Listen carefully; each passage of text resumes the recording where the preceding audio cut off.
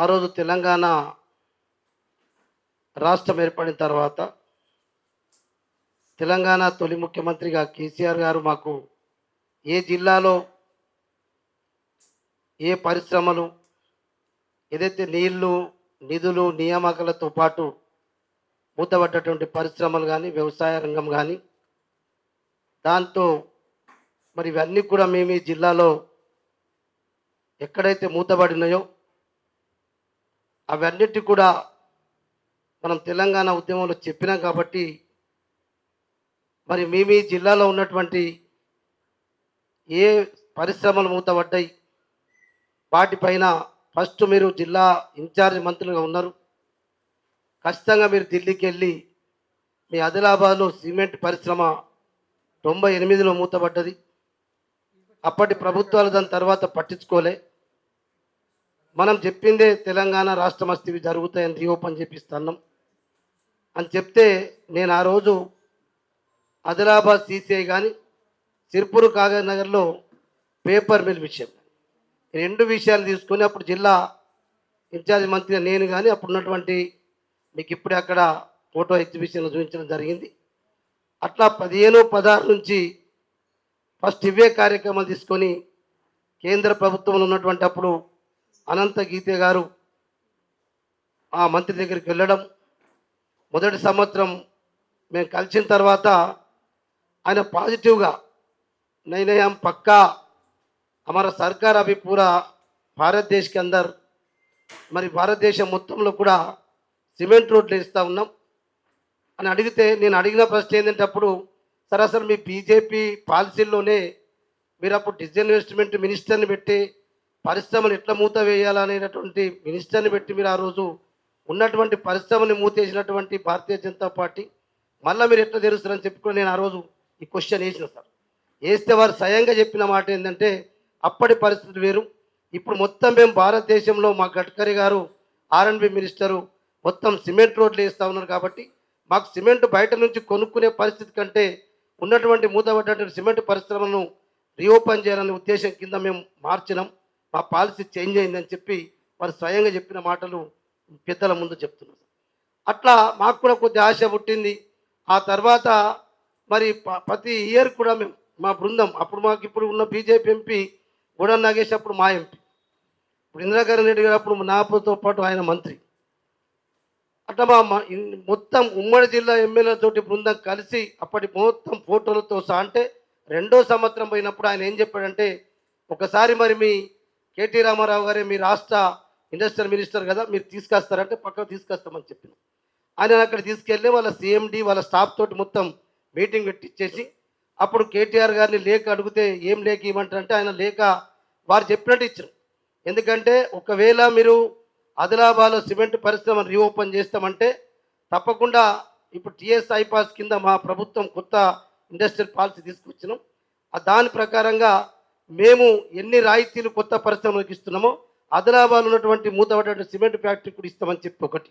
రెండో కండిషన్ ఏదైతే కోరామండల్ ఫర్టిలైజర్ పరిశ్రమ రామగుండంలో ఓపెన్ చేసినప్పుడు 49 కేంద్ర ప్రభుత్వం 51 రాష్ట్ర ప్రభుత్వం పెట్టిందో మేము కూడా 100% ఆ రకంగా 51% ఇస్తాము, మీరు 49 తోటి చేయండి అన్నాం. లేదు అంటే మీతోటి మొత్తం నడపలేము అనుకుంటే మేము 100% నిధులు ఇస్తాం, మాకు మీరు మరి మీ పరిశ్రమని మీ కేంద్ర ప్రభుత్వ రంగ సంస్థ కాబట్టి మాకు టేక్ ఓవర్ అని చెప్తే లేఖ ఇచ్చొచ్చు. మన సీఎం గారు లేఖ అంటే కూడా సీఎం గారు లేఖ కూడా తీసుకుపోయి ఇచ్చినాం. అంటే ఈ రకంగా జరుగుతూ వచ్చింది. ఆ లోపే అప్పటికి 17 అయిపోయింది. 18లో అదే ప్రకారంగా మేము పేపర్ మిల్ గురించి కూడా అది ప్రైవేట్ యాజమాన్యం కాబట్టి కలకత్తా వెళ్ళాం, బాంబే వెళ్ళిన తర్వాత అక్కడ ఆ ప్రైవేట్ యాజమాన్యంతో బకాయిలన్నీ ఒప్పుకొని రాష్ట్ర ప్రభుత్వంతో కట్టించి అది 2018లో సిర్పూర్ కాగజ్ పేపర్ మిల్ కూడా స్టార్ట్ చేసిన విషయం కూడా మీ అందరికీ తెలుసు. ఇక లాస్ట్కి ఎన్నికలు వచ్చినాయి. ఇక 2018లో మీరు చూసిండ్రు. 2018లో స్వయంగా అంతకుముందు హంసరాజ్ గంగారాం హైరే గారు మా జిల్లా ఇన్ఛార్జ్ మంత్రి డిప్యూటీ హోమ్ మినిస్టర్ ఆయన మరి కేంద్ర ప్రభుత్వంలో ఆయన కూడా పలు దఫాలు అప్పుడు మా ఎమ్మెల్యే ఇప్పుడు పాయల్ శంకర్ గారు అప్పుడు బీజేపీ జిల్లా అధ్యక్షుడు ఆయన, సోయం బాబురావు గారు ఫస్ట్ ఎంపీ, అప్పుడు భూ నిర్వాసితులు కూడా ఒకసారి ధర్నా చేస్తే వాళ్ళకు నిమ్మరసం ఇప్పించి ఇదే సోయం బాపురావు గారు, ఇదే హంసరాజ్ గంగారాం అహిరే గారు నిమ్మరసం ఇచ్చి భూ నిర్వాసితులు మేము ఢిల్లీకి తీసుకెళ్తాం, తీసుకెళ్ళి ఒకవేళ పరిశ్రమ రీఓపెన్ చేపిస్తే మంచిది, లేకపోతే మీరు భూములు కోల్పోయారు కాబట్టి మీ భూములు మీకు ఇప్పిస్తామని చెప్పి నిమ్మరసం ఇచ్చి ఆ దీక్ష కూడా విరమించారు. అంటే అట్లా అంచెలంచెలుగా మేము 15, 16 నుంచి మొదలుపెట్టిన తర్వాత వాళ్ళలో కూడా ఇదేదో రాజకీయంగా వీళ్ళకి ఏదో అడ్వాంటేజ్ వస్తుందని చెప్పి వాళ్ళు కూడా అప్పటి నుంచి స్టార్ట్ చేసింది. అట్లా స్టార్ట్ చేస్తూ ఆఖరికి అమిత్ షాని కూడా మరి బహిరంగ సభలు చెప్పించిన తర్వాత మాకు ఒక ఆశపడ్డది. ఎమ్మెల్యే ఎంపీ స్వయం బాబురావు ఫస్ట్ గెలిచిండు, మరి ఎమ్మెల్యే గెలిచిండు, మొన్న ఎంపీ కూడా మళ్ళీ నాగేష్ కూడా బీజేపీ గెలిచిండు. కాబట్టి ఇక వీళ్ళు ఎట్లా చేయిస్తారని చెప్పి మేము కొద్దిగా 3-4 ఏళ్ళు ఓపిక పట్టి మళ్ళీ 2022లో ఇది అయ్యేటట్లేదు, మళ్ళా సిసిఐ సాధన కమిటీని పెట్టుకొని 2022 నుంచి కంటిన్యూగా అప్పటి నుంచి మా కార్యక్రమాలు అనేక రకాలు చేసుకుంటూ వస్తున్నాం. లాస్ట్కు మొన్న రీసెంట్గా మన కేంద్ర మంత్రి దగ్గరికి పోయి వచ్చిన తర్వాత ఆయన ఓపెన్గా చెప్తా ఉన్నాడు. అంతకుముందు రాష్ట్ర ప్రభుత్వం ఫస్ట్ కలిసినప్పుడు చెప్పలే, రాష్ట్ర ప్రభుత్వం శ్రీధర్ బాబు గారికి చెప్పినాం, ముఖ్యమంత్రి గారికి చెప్పినాం, 250 కోట్ల రూపాయలు రాష్ట్ర ప్రభుత్వం ఇచ్చి రాయితీలు ఏ పరిశ్రమకి ఇస్తారో వాళ్ళు ఇచ్చేస్తే మన 2030 కూడా మైనింగ్ లీజ్ అయిపోతుంది, దాని విషయంలో కూడా వాళ్ళతో మాట్లాడదామంటే వాళ్ళు ఇప్పటివరకు వస్తలేరు. అందుకొరకే ఒకసారి మరి మీరు రాష్ట్ర ప్రభుత్వంతో కూడా ప్రెషర్ చేయాలి అన్నట్టు ఉద్దేశంతో మాట్లాడండి.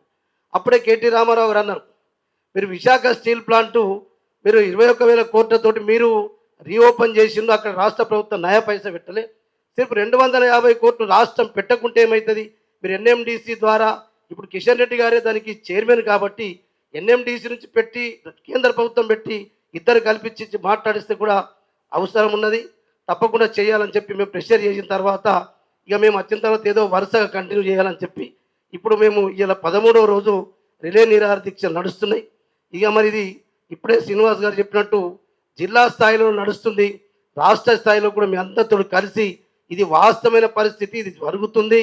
ఇక్కడ రాజకీయం కూడా లబ్ధి పొందే ఉద్దేశం లేదు. పలు దఫాలు సాధన కమిటీ ఎమ్మెల్యే దగ్గరికి వెళ్ళిండ్రు, ఎంపీ దగ్గరికి వెళ్తున్నారు, వాళ్ళు ప్రిస్టేజ్గా ఫీల్ అవుతున్నారు.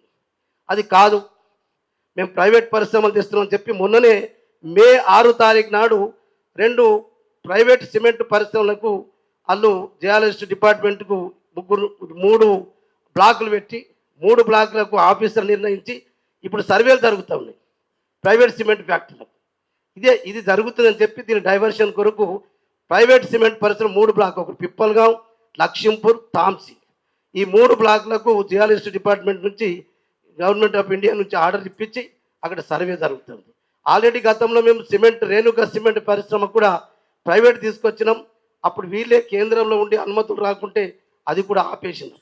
అంటే ఇలా ఆదిలాబాద్లో చాలా వనరులు ఉన్నాయి, 100 సంవత్సరాలు సరిపెట్టేటువంటి మరి రా మెటీరియల్ ఉన్నప్పటికీ కూడా నిజంగా ఇప్పుడు ఎమ్మెల్యే ఎంపీకి ఎందుకో కానీ మాకున్న సమాచారం అది వాస్తవమా కాదా, ఇది ప్రైవేట్కి అప్పచెప్పాలి.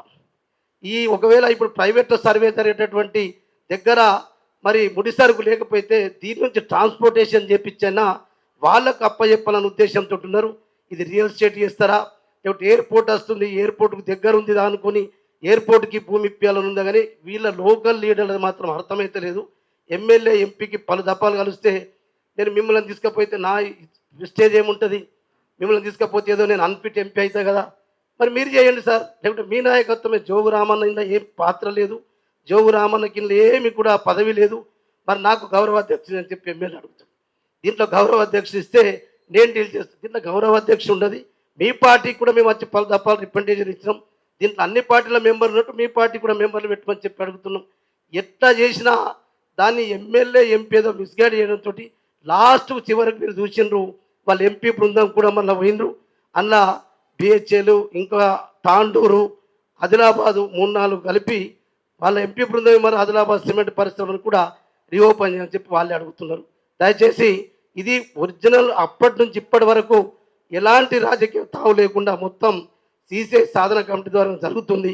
ఆ ఉద్దేశం మీకు అందరికి తెలవాలని చెప్పి ఎలా అన్న శ్రీనివాసరావుతో మాట్లాడి మరి మీరే టేకప్ చేస్తే బాగుంటుంది. అన్ని పార్టీల నాయకులు వస్తారు, ప్రొఫెసర్స్ వస్తారు, పెద్ద మనుషులు వస్తారు. ఇక మా సార్కి అయితే అందరికీ తెలుసు, మీకు ఈ ఆదిలాబాద్ విషయం తెలియదు కాదు. నిజంగా కూడా అది ఆదిలాబాద్ సిమెంట్ పరిశ్రమ వస్తే దాదాపు ఒక 6,000 కుటుంబాలకు డైరెక్ట్ ఇండైరెక్ట్ లాభం జరుగుతుందని చెప్పి ఇది మీ దృష్టి తీసుకొద్దామని చెప్పి ఈ అవకాశం ఇచ్చిన మీ అందరికీ మరొకసారి ధన్యవాదాలు తెలియజేస్తున్నాను.